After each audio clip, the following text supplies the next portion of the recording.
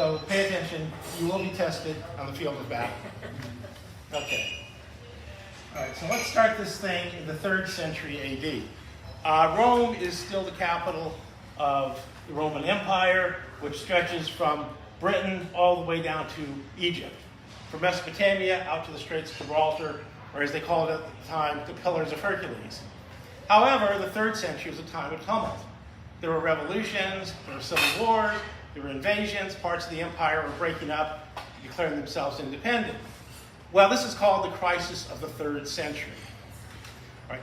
Finally, a very strong general by the name of Diocletian becomes emperor. And he sits down and says, look, the fact is this thing is too big for any one man to control. It's too big for any 2 men to control. So what we're going to do is divide the empire into 2 states, one in the west and one in the east. Each will have its own capital, each will have its own army, each will have its own economy, so we can take on our problems without having to constantly think one guy sitting back in Rome and watching the games in the Colosseum can do it all. Okay, so the system that he develops is to essentially you're going to have the Western Empire is going to have 2 parts. Essentially, you'll see here, one is Italy, North Africa, Spain. The other part is Gaul, or what would today be France and Belgium. And Britain. The east would include the Balkans, and then what's today Turkey and Egypt, adjoining areas. Okay? And the way this system was going to work is called the Tetrarchy. Oh, this is a coin showing Diocletian, and he's holding a globe which represents the world. Okay? The way it was going to work was this. Each of the 2 halves of the empire would have a ruler called the Augustus, named after the first official Roman emperor.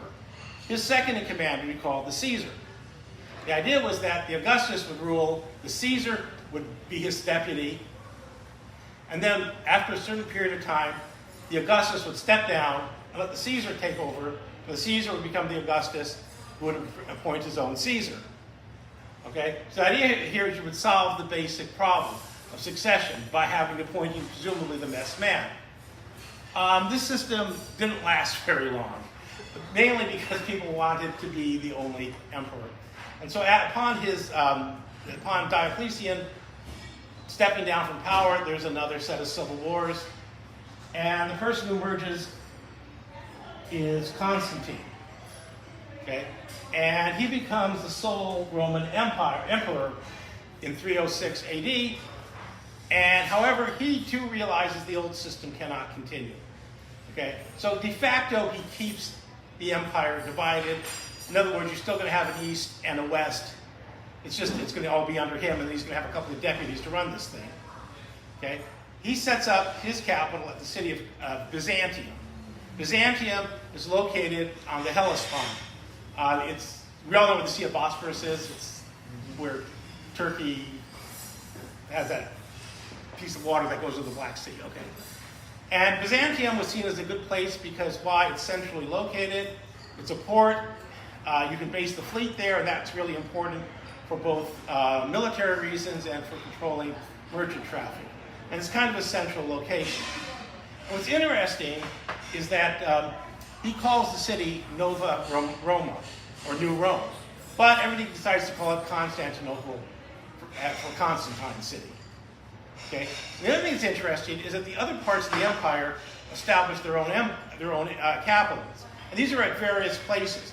The thing is that Rome no longer becomes the capital of the West. It's moved to various other cities that are closer to the frontier. For a while it's at Milan. For a while it's at Trier, what's today Trier. And then later on it's moved to Ravenna because Ravenna is on the Italian coast. And it's located behind a swamp, so it's easy to defend. Okay, and you also keep the tourists away. So, Okay, so what Constantine does is essentially creates a new empire. And one of the aspects of this is that it reorganizes everything. One is the military. In the old days, you had legions. Now, the army got divided into 2 parts, essentially. You have what were called the limitanae, or border troops, and the field armies, or the comitatus. Okay, and the idea was that the border troops would hold the frontiers, the field armies would be stationed in the rear. There's a threat, you can march a field army up and deal with it, as opposed to trying to cobble together an army of legions. All right? He also creates an imperial guard. He abolishes the old Praetorian Guard because they had a habit of choosing emperors, and at one point even auctioned off the empire to the highest bidder. He said, enough of this nonsense. The new imperial guard now becomes sort of a staff college. If you're a promising officer, you get promoted to the imperial guard. You're given training. The emperor watches how you perform. If you do well, you get command of the field army. If you don't, you get to clean latrine or whatever. Okay. All right, and that's the Golden Horn. That's where Constantinople is located. Very defensible. It's surrounded by sea, and then they put up a wall in front of it. It's actually a series of walls. It still stands today. This is actually a restoration, but it's a very well-defended position. And also because it's a seaport, if it comes under siege, you can resupply it by sea. So very, very clever. All right. Well, in the 5th century, you have what's called the fall of Rome. Basically, all sorts of tribes move in from over the Rhine and the Danube. Eventually, they settle and take over in the west. What's today France, Italy, North Africa, Spain, and Britain. They establish their own kingdoms. In 476 AD, the last official Roman emperor, by the name of Romulus Augustulus, is deposed by a Germanic general by the name of Ottokar. Ottokar says, look, enough of this farce. I've got the real power in Italy. I'll be king of Italy. And then he's later defeated by a Gothic general who becomes the new king of Italy, and he establishes essentially an Austro-Gothic kingdom, a Gothic kingdom. And they kind of work together with the Romans to try and restore the damage and keep the civil administration going. And so that you get the sort of modicum of existence there. And technically speaking, the general who took over, his name is Theodoric Ottokar, informs the emperor back at Constantinople, look, I'm not usurping your power, I'm your vassal, just leave us alone, don't bother us, and we'll take care of your interests in the west. And at this time, the emperor in the east says, well, okay, I don't have the strength to do anything about this anyway, we'll go along with this just for the heck of it. Okay. I'm being very simple. All right. Well, in 527 AD, Justinian becomes emperor at Constantinople. And this is a mosaic of, that's at Ravenna. That's Justinian there in the center, and he's holding the plate or something. Okay, and to his right is Belisarius, one of his generals. To his left is Narses, who's the court chamberlain, in other words, the master of the palace and de facto prime minister. Their names will come up later. Okay. Well, this is what Justinian's empire looks like at the start. It's where the dark red is. I mean, essentially the Balkans, Turkey, the strip today where Syria and Israel are, Egypt, and a stretch of North Africa. And a little piece of the Crimean Peninsula. Okay? Well, that was very important because you controlled the Black Sea trade. So, all right. So Justinian has some grandiose plans. For one thing, he starts rebuilding Constantinople. This is the Church of Hagia Sophia. It's the greatest church in Christendom at this time, and a very interesting architecture because you walk in there and it's like you're ascending up to heaven. Okay. He also creates a law code. Basically, he took 1,000 years of Greek and Roman law, threw them out the window, and says, we got to get this thing organized, and comes up with a consistent code of law. Okay, and that's considered very important. Also brought in other inventions, like the fork. And he introduces this to the West. Okay, so in the old days, you had a spoon, you had a knife, but if you want to pick up food, you just had to, grab it with your fingers and tear it apart. Now you've got the fork, and everybody say, hey, why didn't we think about this 1,000 years ago? Well, I don't think you have the copyright on it. Okay. And you have the army. At this point, they're still calling themselves the Romans. And usually in Greek it's Romanoi, but they're calling themselves Romans. Okay. By this time, the army has changed much from the days of the legion, when the foot soldier reigned supreme. The mainstay of the army now is the cavalry. And this is a development that goes back to at least the 5th century, maybe earlier. All right? The mainstay of the army is a heavily armored cavalryman with a lance, a sword, and a composite bow. A composite bow is very powerful. You can kill a man at 300 paces, okay? Which compares with modern weapons. Okay. I mean, they didn't have telescopic sights, so you couldn't use them for sniping. But at any rate, the mainstay of the army is this heavy cavalry force called the cataphracts, which comes from an old word meaning armored cavalry. All right. So this gives you firepower, it gives you mobility, it gives you shock effect. Okay. So the army is still based around field armies and militane, but there's a new development. It's called the bucularia, and that's from a Latin word meaning biscuit eater. The idea is that these are mercenaries who are hired by a general, and since the standard military ration was a biscuit, they were called the bucularii. So, if you wanted to be an elite trooper, you had to eat biscuits. So, go figure. It's like C rations and MREs, All right, get your biscuits out. All right, well, Justinian has some troubles at the start of his rule. There are two factions at Constantinople, the blues and the greens. And these are factions in the great big circus they have there, where they have chariot races and they have, shows and all sorts of other fun stuff. And the blues and the greens, originally they were two different sport factions, but eventually they gained certain civic duties. One of these was to guard the walls of Constantinople. Another was to carry out various administrative functions. Well, they were essentially becoming political clubs. And, to make a long story short, one day there's a huge fight between these two groups in the Colosseum, in the circus. Okay? And the rioting spreads throughout the city and threatens the government. And then suddenly, I think what happens is that both the leaders of both these groups say, hey, why don't we just get together and take over the empire for ourselves?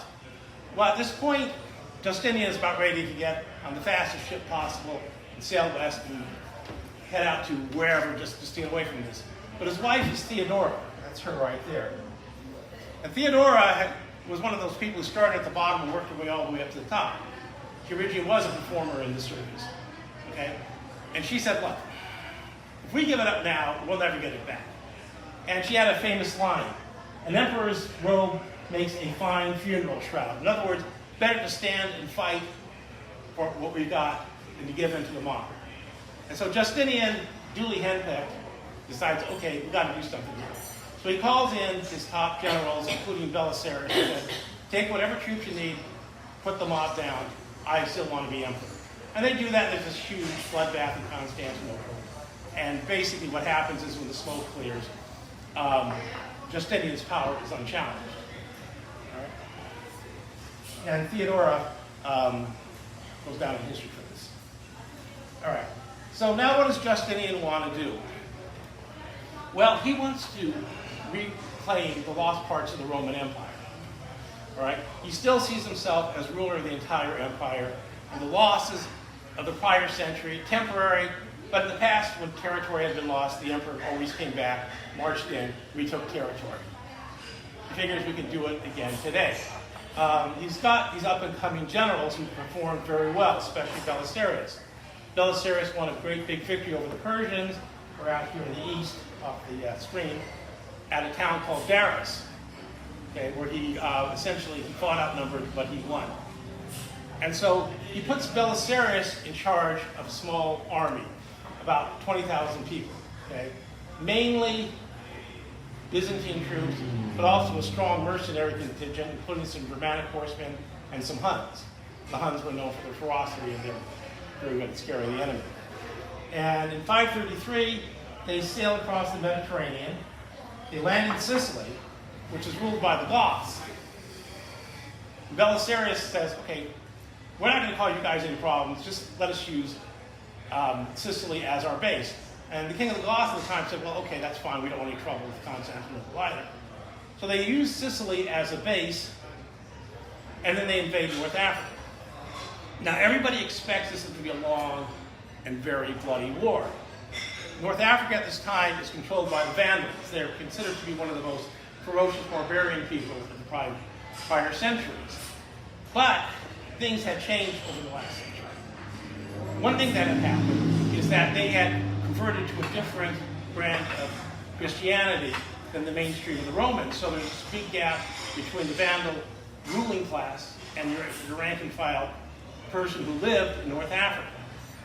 And so what the Byzantines did was essentially work with the people who were dissenters who rose up in rebellion behind Vandal lines. And then Belisarius came in there with his army, and he fights 2 battles. And both of them are essentially cavalry battles. And both of them, actually, neither side takes very many casualties. But the king of the Vandals, his name is Gelimar, basically panics and flees all the way out into what's today Algeria. Okay. So, de facto, the Byzantines retake North Africa and do it in 2 years. Okay? So, now that they've established control over North Africa very easily, with little bloodshed, Justinian says, okay, we can retake Italy now. All right? So what happens then is that a couple of years later, Belisarius leads another small army, lands in Italy, takes Naples, takes Rome. The Gothic kingdom just seems to fall apart. At this point, everybody says, hey, I guess we won, right? Well, wrong. What happens is the Gothic rank and file don't like this, so they depose their king, elect a guy who's a real warrior. This starts 2 decades of warfare. And this goes back and forth up and down the peninsula. Rome exchanges hands several times. Belisarius is recalled back to Constantinople by Justinian, who's afraid that Belisarius will take his own army, declare himself emperor, and then take over the empire for himself. He finally sends in Narses, his court chamberlain, to command another army, and after years and years of fighting, he defeats the Goths. Okay, so big battles. There are 2 battles that Narses fights that are really decisive. One is that place called Busta Gallorum, or the burying place of the Gauls, and this is in central Italy. And basically what happens there is that he sets his army up on a hillside. He puts his archers up on the flanks. He has the center being held by the spearmen. And he has the rest of his cavalry in reserve. Well, the Goths obligingly decide to charge right up the valley into the teeth of essentially a trap. Okay. The Byzantine archers shoot them to pieces. Again, composite bow, 300 meters. Okay, so the Goths can't even close in before being shot to pieces.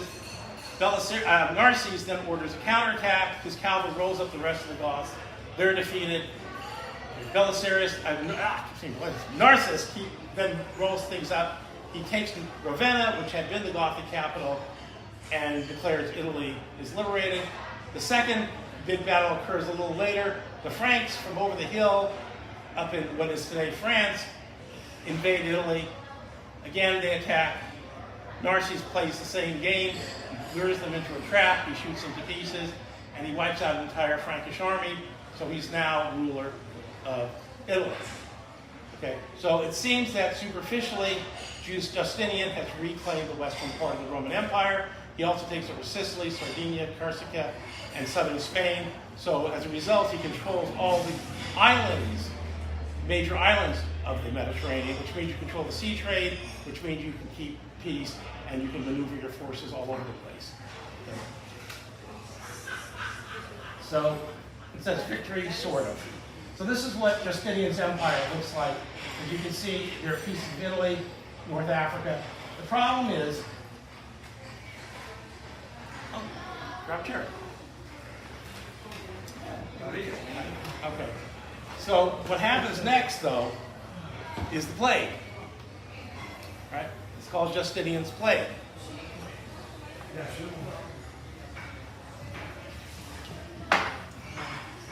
And this devastates the empire. Something like a third of the people die. Also, there's some evidence there was some huge volcanic explosion up in Iceland